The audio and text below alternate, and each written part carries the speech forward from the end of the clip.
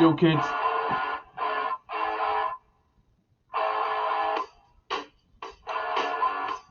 So, welcome to physics lesson number whatever it is of the current lockdown. A little bit of musical interlude for you to start with, have a listen.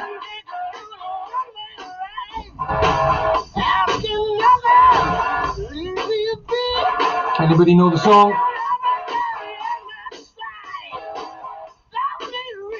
It's relevant to today's lesson.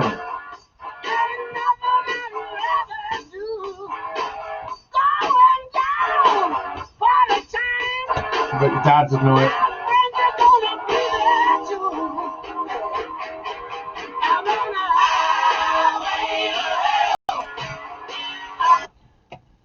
We'll come back to that, okay? We'll come back to it. So, let's start the lesson. So last time we spoke about plugs and fuses, which is of course part of the electrical system in our houses and schools and factories, etc. And we're going to look at it on a bit of a bigger scale today to start with. So if you, hopefully you can see the screen. That is how your mains electricity in a house sort of looks, really. It's just one system. And we know that the voltage of our domestic electricity is 230 volts. We know that. A maximum current of 65 amps, although we usually only have about 20 coming in.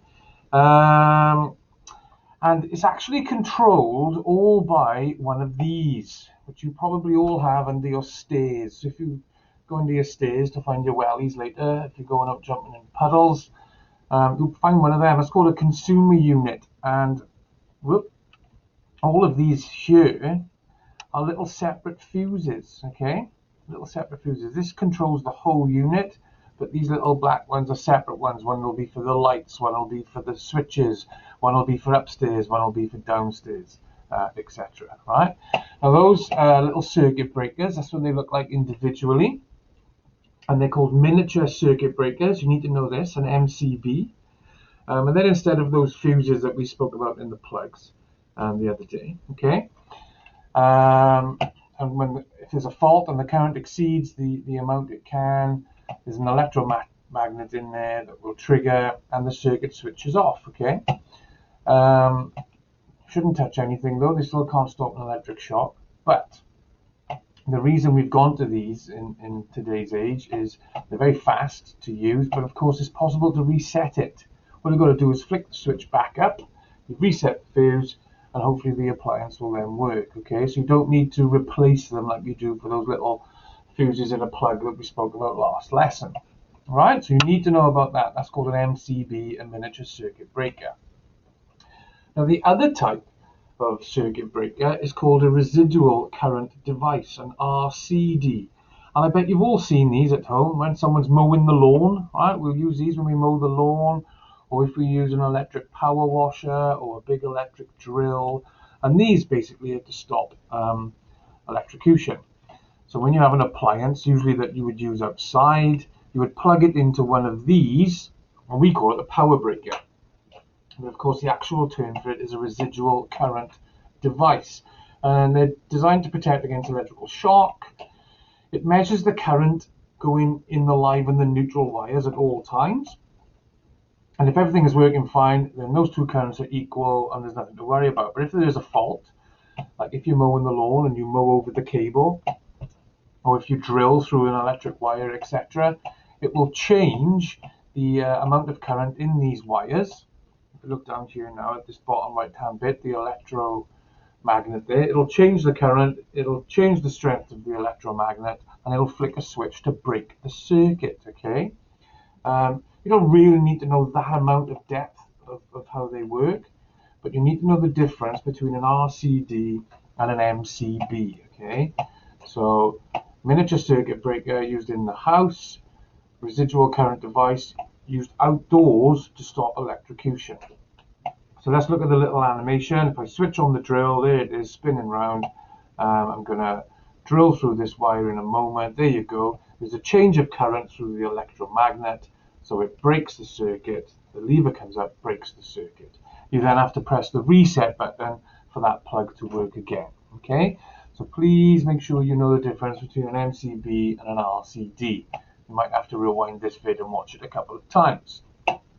Again, this is another very basic diagram of your electricity system in your house, and it is called the ring main. Obviously, it's main because it's the main thing for the house, but it's called a ring because it's essentially just one big circuit. Think of the wires going into your plug, your brown for live, your blue for neutral, and your green and yellow for earth. You have those going all around your house in one big circuit. And at certain points coming off that circuit would be your plug sockets, your light switches, etc., etc. It's all connected to the earth. Somewhere in your house you will have a wire actually going into the earth, and it's connected to that consumer unit under the stairs that we spoke about, and your electricity meter, so we can measure how much electricity you're using and work out how much you have to pay. Right, so that's called a ring main circuit, and there are questions about that on the GCSE paper. Something I quickly want to mention is called the micro generation of domestic electricity. Now that just means producing it on a very small scale. I'm up in my office at the moment, as you can see, got the dartboard behind me. And looking out the window over the park there, I can see a few houses with solar panels. We've spoken about this in my class before. So solar panels on a house is an example of micro generation of domestic electricity.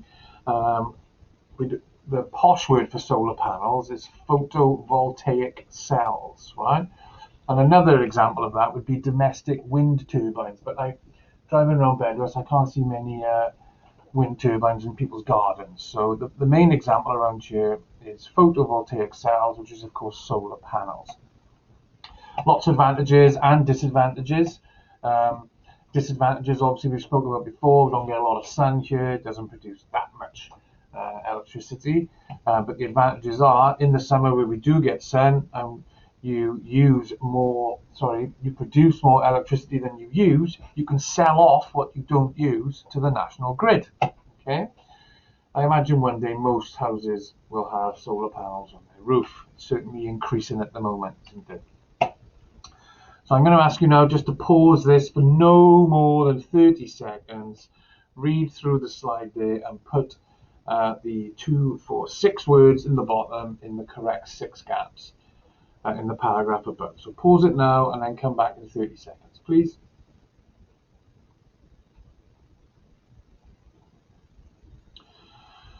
Right, so I'm sure you've all agreed it should read as: microgeneration involves producing electricity locally on a small scale.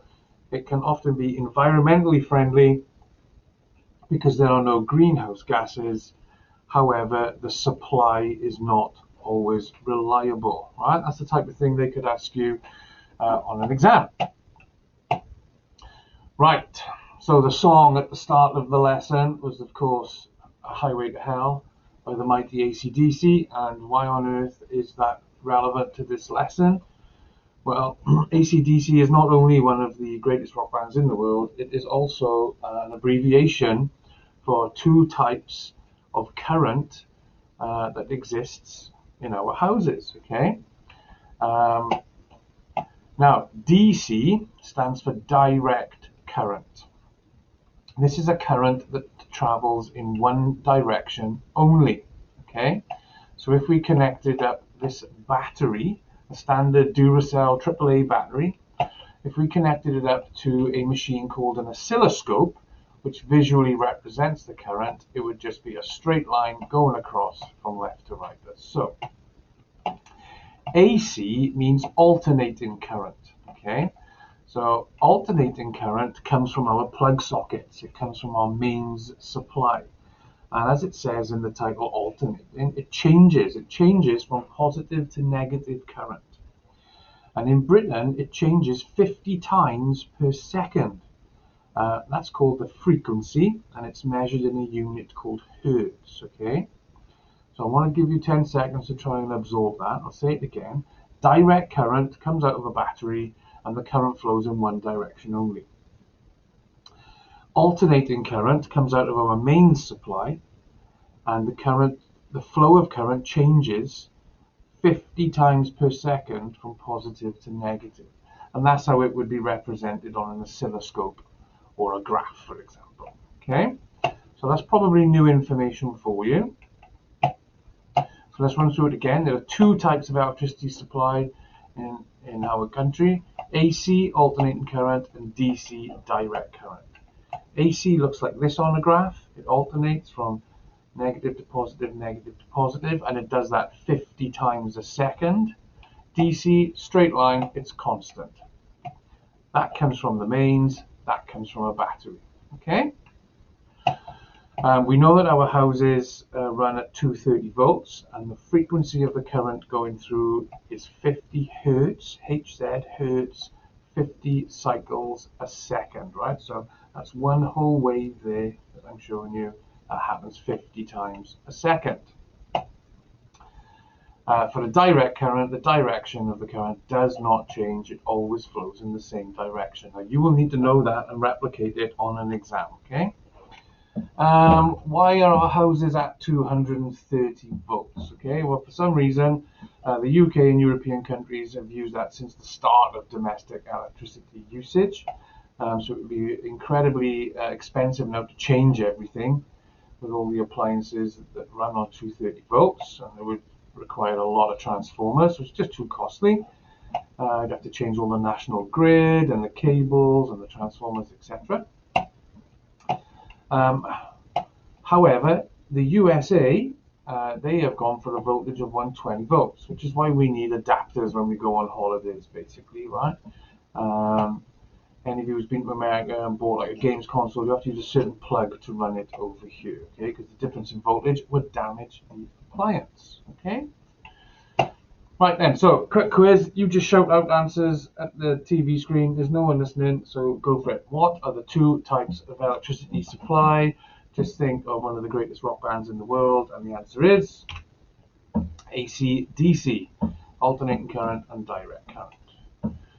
What type of electricity supply do batteries use? Shout it out.